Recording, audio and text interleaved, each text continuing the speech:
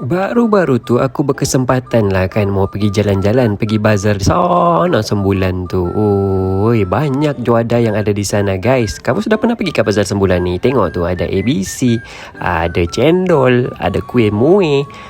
Orang bagi bubur pun ada. Tapi bukan selalulah orang bagi bubur ni guys. Ini kebetulan aku pergi sana. Ada Doraemon pun ada guys. Siapa nak berjumpa dengan Doraemon boleh jumpa dengan Doraemon. Ada ayam bakar, ikan, sate pun ada guys. Siapa suka kambing boleh beli kambing. Mbek.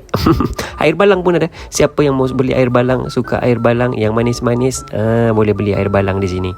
Yang ini tempat ni ramai orang. Siapa tahu apa yang dia jual di sini ni guys. Ramai.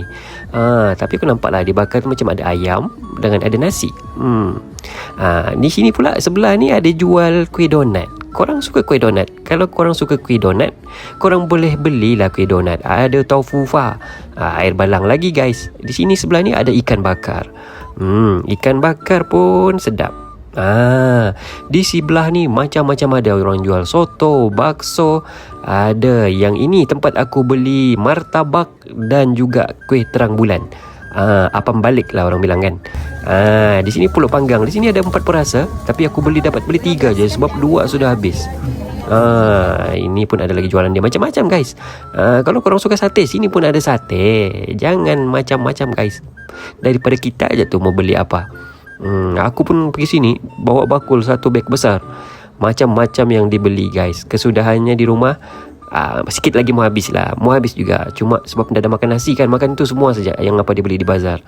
Tengoklah macam-macam jenis jualan yang ada. Tengok daripada kamu saja apa yang kamu beli. Ikut selera, ikut tekak masing-masing. Ada yang mau itu, ada yang mau ini kan. Okeylah.